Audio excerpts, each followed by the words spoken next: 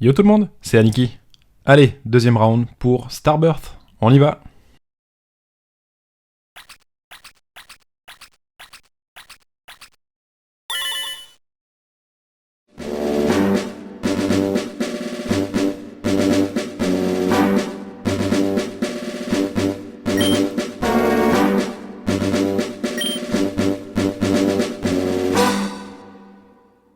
Allez, après une première ouverture Starbirth plutôt réussie quand même, c'était un set que j'ai beaucoup apprécié, on va se relancer dans une deuxième en espérant qu'on n'ait pas trop de doubles, parce que bon, c'est pas non plus une série gigantesque. Pour rappel, on a 100 cartes du base set, 27 secrètes, c'est quand même un grand set pour le coup, mais pas suffisamment grand pour que j'en ouvre non plus 56 boîtes. Malgré ça, j'ai quand même une troisième boîte qui m'attend, qui arrivera normalement par la poste le mois prochain. Bon, je veux pas non plus en faire une overdose, mais on va quand même essayer de récupérer quelque chose de sympathique, quoi. Allez, sans perdre plus de temps, cutter en main, on lance l'ouverture.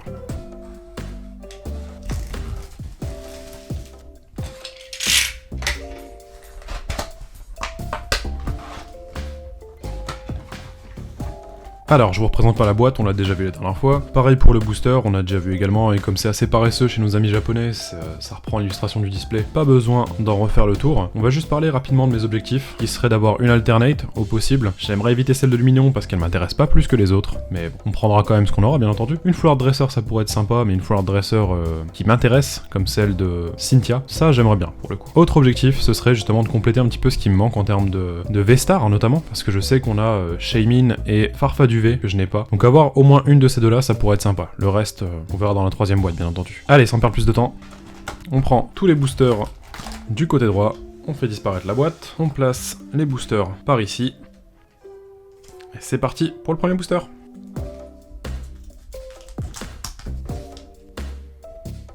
On démarre tout de suite avec Chimpanfeu de Keiichiro Ito. C'est suivi du Tortipousse de Narumi Sato, du Mélofée de Yukiko Baba, une illustratrice historique sur le TCG. Puis, pour la première Unco du paquet, on a donc Chenizel dans une de ses formes. Puis on termine sur magnifique illustration d'Akira Egawa sur Maganon.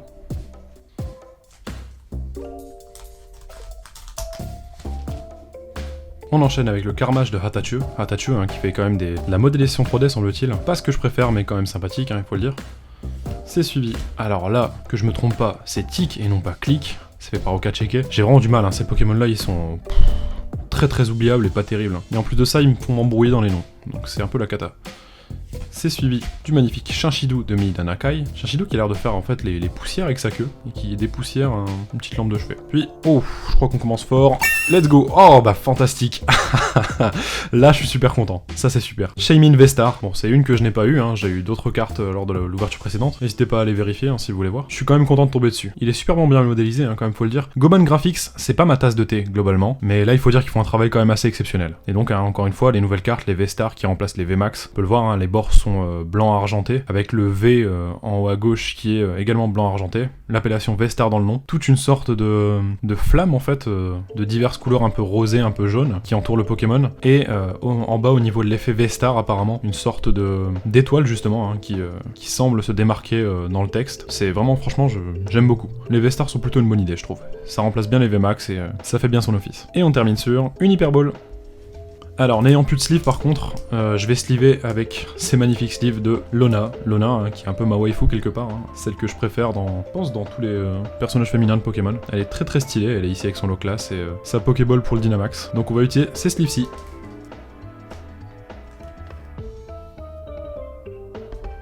Ah, ça me change en termes de sleeve, mais c'est vraiment magnifique, j'adore. C'est des sleeves que j'ai obtenus du coup quand j'ai ouvert le set spécial du Pokémon Center pour Silverlance et Gel Black Poltergeist. Franchement, je regrette pas et ça a l'air d'être des sleeves plutôt rigides, mais qui laissent quand même entrevoir les effets brillants. Ça régale.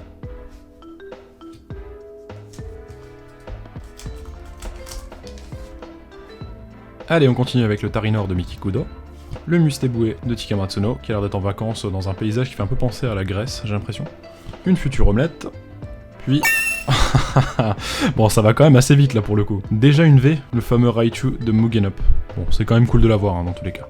Puis on termine sur Papillord par Akira Komayama, qui a l'air d'être dans une sorte de... Ça fait penser à la pension Pokémon. Le Raichu, sous sleeve.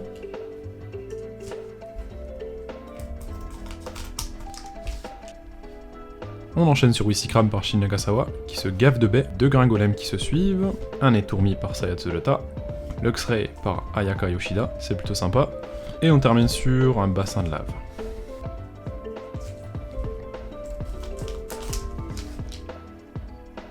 On reprend avec Balignon par Shigenori Negishi, qui a toujours ce style très caricatural, hein, que j'aime bien.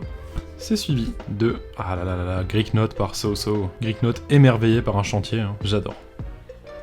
C'est suivi du Colomar de Shibuzo. Puis du Chapignon de Sekio. Chapignon qui a aussi l'air de s'émerveiller un petit peu de son environnement. Toujours dans un trait fin, hein, et un style couleur claire, magnifique. Et on termine sur un Melodelph par Mizue.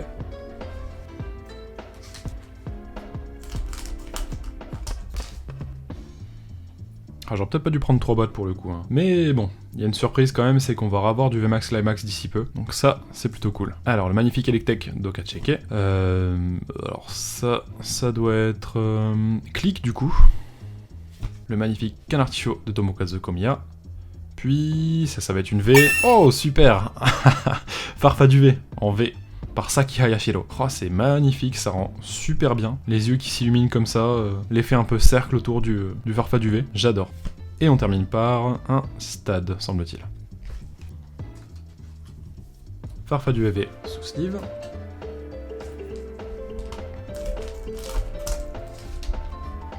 Oh, la boîte va un peu vite quand même, hein. J'espère que ça va ralentir un petit peu, parce qu'on a vraiment beaucoup de choses en très peu de temps. Alors, Tadmorve par Masakazu Fukuda, Xi par Mizue.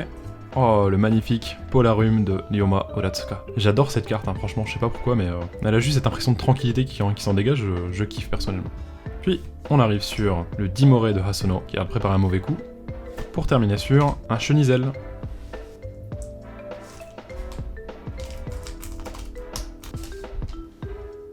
Ah, l'héritier de Tomokazu Komiya, Shinji Kanda, avec son Magmar. J'espère qu'on le verra vraiment à l'avenir plusieurs fois, parce que franchement, j'aime beaucoup son style. C'est suivi du Pachirisu de Hyogonosuke, qui a l'air aussi de se trouver dans une pension Pokémon, c'est sympa. Le Tiplouf d'Atsushi Furusawa, puis...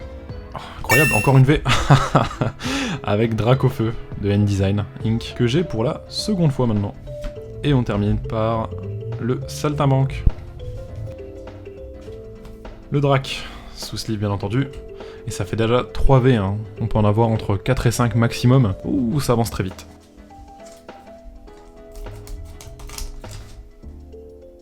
Alors, le Farfuret de Yu, nouvel illustrateur ou illustratrice, plutôt sympathique, avec la lune en fond. Le Judocrack de Tizero, qui arrache un arbre. Les Crapins de Sekio. Les Touraptor de Narumisato. Et on termine par le Mustéflotte de Kodama, en train de faire l'hélice avec sa queue pour avancer. C'est stylé.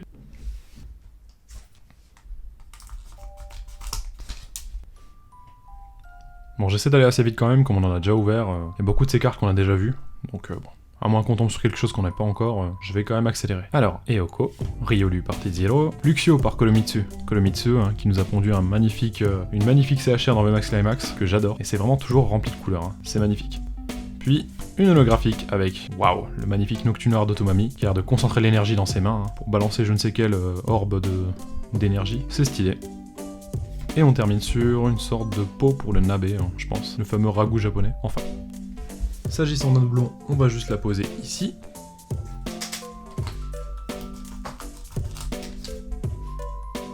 Le magnifique Morpheo de Kawaii. Encore Shinji Kanda, hein, l'héritier de Komiya, avec son magnifique Caraklé. Suivi de Skelenox par Satoshi Nakai. Puis, oula, on a peut-être notre secrète. Si vite? Bon bah c'est pas grave, hein. On y va. Oh non.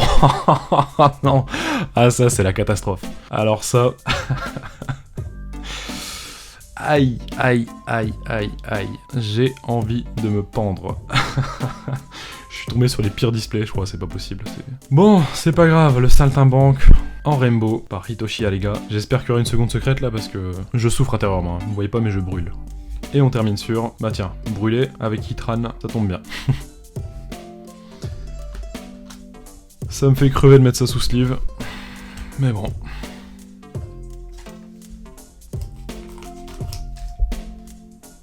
oh, le coup dur, quoi. Le coup dur. Enfin. Shuniti, suivi de Primplouf, Cryptero qu'on a déjà vu, Kaorin par Kazuma Koda, nouvel illustrateur ou illustratrice, si je dis pas de bêtises, pour terminer sur une double énergie incolore.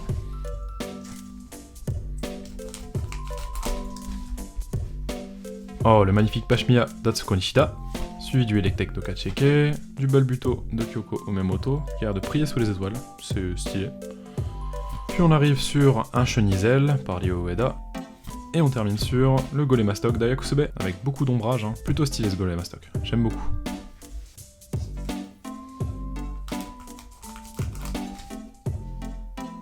On continue avec le Balignon de Negishi, le Wistikram de Shin Nagasawa, le Melofé de Yukiko Baba, puis tiens, encore une fois, Dracofeu V-Star par Goban Graphics. Ça aide pas pour la complétion, mais ça fait toujours plaisir d'en avoir. Et on termine sur la magnifique Cynthia que j'aurais préféré avoir, hein, quitte à ce que ce soit en rainbow, au lieu d'avoir ce laidron. Enfin.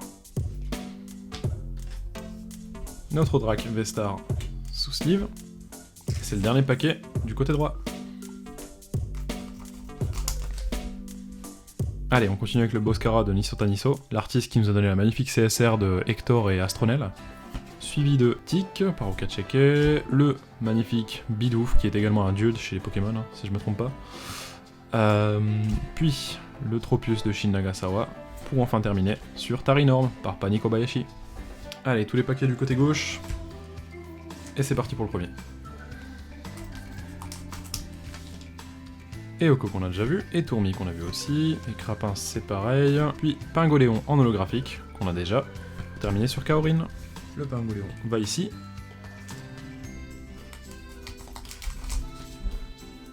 On continue avec Pachirisu, Cryptero, Palignon qu'on a déjà vu, Chenizel encore une fois, et par Nagomi Nijo, Rose, l'assistante du professeur Sorbier. J'adore le style de Nagomi Nijo, hein. Franchement des couleurs pastel avec des dégradés et des teintes vraiment bien choisies, j'adore.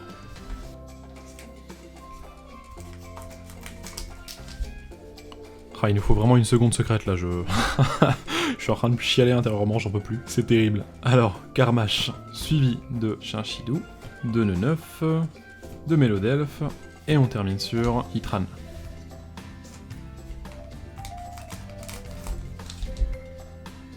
Encore Tik par Okacheke, et Tourmi, non, c'est Tourvol. Electek, puis... Oh, super ça 3 V-Stars. Attendez, je bug pas. 1, 2... 3. Bon, bah fantastique, je savais pas qu'on pouvait en avoir 3. Yes, c'est parfait pour la complétion ça, très très content, Farfa du V. Et on termine sur Cynthia. Le Farfa du V-Star sous sleeve, super content de l'avoir vu quand même, au moins ça vient un petit peu adoucir le constat en demi-teinte de ce display.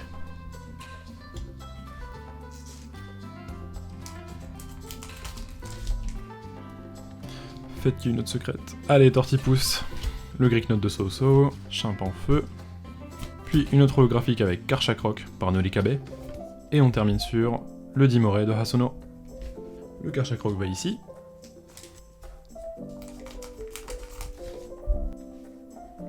Bon, niveau complétion, on n'est pas trop dégueu pour le moment. Melofé, double Gringolem, le très joli Polarum, Boreas, qui flex avec ses muscles, et enfin Clitti-Click par Megumi Higuchi.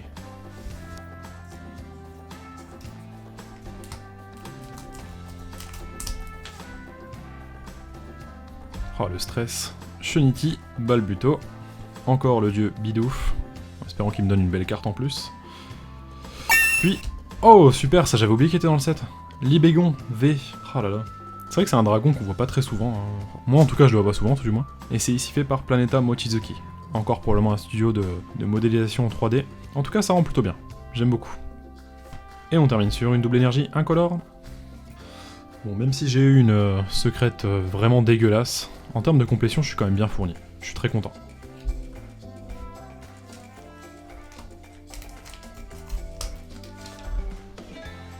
Bon, on a quand même atteint les 250 abonnés, donc je voulais quand même tous vous remercier hein, de votre présence, de votre soutien. Ça fait vraiment grandement plaisir. Je pensais pas que j'arriverais à monter aussi haut avec des ouvertures japonaises, mais je suis quand même super content. C'est des cartes magnifiques que j'adore.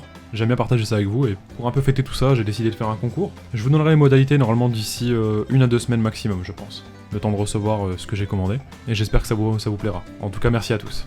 Alors, Tadmorv, Wistikram, et Crapin, ce qu'on a déjà vu, puis le magnifique Polagriff de Rianti Hidayat, avec un style très similaire à celui de Hyogonosuke, hein. Pas beaucoup de contours, des traits vachement anguleux quand même, mais j'aime bien, c'est stylé. Et on termine sur Eturaptor de Naomi Sato.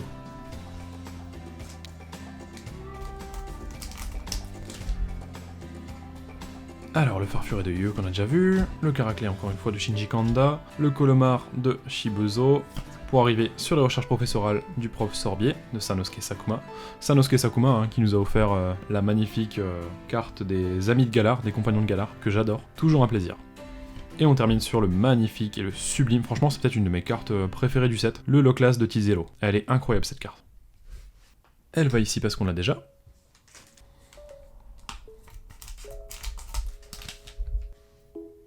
Allez, le noix de coco qui prend son bain, suivi de Eoko qu'on a déjà vu, puis de Nustebue, puis une ceinture mais qui m'intéresse que très peu, pour terminer sur le magnifique chapignon de Sekio.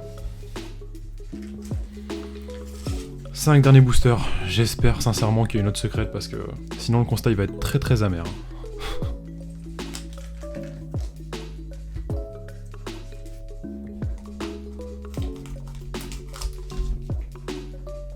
Allez, on enchaîne. Les tourmis de Sayat Soleta. Très très bon artiste, hein, Sayat Soleta, il faut le dire. Même sur une carte aussi simple que celle-ci, franchement, c'est toujours efficace. Puis Terraclope de Mikikudo, qui se balade dans la forêt. C'est suivi du petit Dixie de Mizue. Tarina Ramparpa Nikobayashi. Et on termine sur le magnifique Elekable d'Akira Egawa, accompagné du Maganon hein, juste à côté.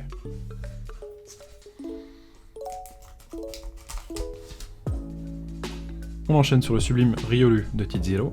Le Canartio de Komiya, suivi d'un artiste qui lui ressemble beaucoup, hein, Shinji Kanda du coup, avec son Magmar, pour arriver sur le Castorno d'Okacheke, qu'on a déjà, et enfin le magnifique Manafi de Hyogonosuke. Le Castorno va ici.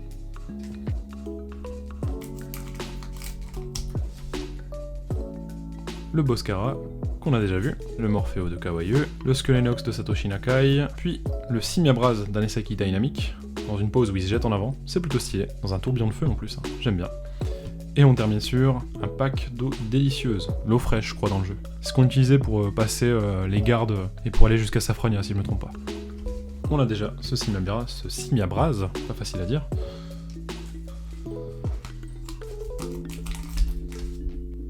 Avant-dernier booster, hein, la tension est à son comble. Allez, Luxio de Kolomitsu, Tiplouf, Cryptero, ce sera pas ici, on aura Golemastok d'Ayakusube, puis le gros Talmorph de Scav, a.k.a. Tetsuya Koizumi.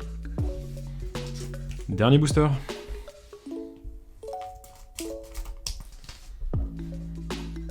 Allez, on embraye. Le Spiritomb de Ota, Shunity par Miki Tanaka, Bidouf, et non, malheureusement, ce sera le Sulfura d'Otumami, pour terminer sur Cheren. Le Sulfura qu'on a déjà va ici, et on va faire un récap. Allez, on y va pour le récap. Bon, je repasse pas sur les holographiques, c'est des holographiques que j'ai déjà eu et bon, sont très très belles, hein, mais on va pas perdre plus de temps que ça. Alors, en parlant de doublons, Dracofeu qu'on a déjà, c'est suivi également d'un Raichu qu'on a également obtenu. Puis par contre, pour les nouvelles cartes qu'on n'avait pas, on a le Libégon V par Planeta Mochizuki, qui est plutôt stylé ma foi, hein, avec toujours ces 3 griffes de dragon en haut à droite de la carte. C'est une signature que je trouve plutôt sympathique. Puis enfin, pour la dernière V qu'on a obtenue, et nouvelle V également, le magnifique Farfadu V de Saki Hayashiro, que j'aime beaucoup, hein. Franchement l'impression de cercle autour de lui, les couleurs employées, les yeux qui brillent, tout fonctionne bien pour moi, c'est magnifique. Puis on arrive sur les Vestars avec, encore une fois, un doublon avec le Drac, qu'on avait déjà, par Goban Graphics. Par contre, on a eu en plus de ça une Vestar qu'on n'avait pas, à savoir Farfadu V, et la chance qu'on a eue, c'est d'en avoir une troisième avec Shaymin, ce qui complète normalement toutes les Vestars, hein. Je crois que j'ai maintenant l'ensemble. Et pour la secrète du paquet, j'ai envie de me foutre en l'air, de me défenestrer. Le saltimbanque en rainbow. Alors, non content d'avoir cette foulard dresseur que je n'aime pas spécialement, en plus de ça, je l'ai en rainbow. Alors, c'est vraiment un principe désuet de mettre des rainbows sur les foulards dresseurs, je trouve ça moche, ça n'apporte rien à la carte. Autant vous dire que je suis extrêmement déçu. Après, ça vient contrebalancer la chance que j'ai pu avoir dernièrement, donc c'est tout, c'est le jeu. Et nous voilà à la fin de cette ouverture.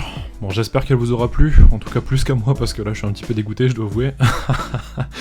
Bah, c'est tout, c'est le jeu, hein. On peut pas toujours avoir de la chance. En tout cas pour Starbirth, pour le moment, c'est pas le set qui va m'en donner de la chance. Mais c'est pas grave, c'est tout, on se contente de ce qu'on a et on a quand même eu de la complétion, donc c'était quand même plutôt cool. En tout cas, si vous avez apprécié, n'hésitez pas à laisser un petit like, un commentaire, ça fait toujours plaisir et je réponds à tout le monde. À vous abonner à la chaîne, c'est pas fini, on va rouvrir normalement certains sets comme VMAX Climax, Starbirth également, mais un peu plus tard je pense. Et il reste encore plein de choses qu'on n'a pas ouvert, hein, notamment du Soleil et Lune, donc ça promet. Je suis quand même assez présent sur Instagram, donc si ça vous tente de me rejoindre, n'hésitez pas. C'est comme le nom de la chaîne, Aniki Cards. j'y poste un peu d'actualité, avec des stories, quelques cartes également que je possède de temps à autre. Et si vous voulez venir discuter, c'est toujours possible et ça me fait plaisir. Et en attendant la prochaine vidéo, je vous dis ciao ciao.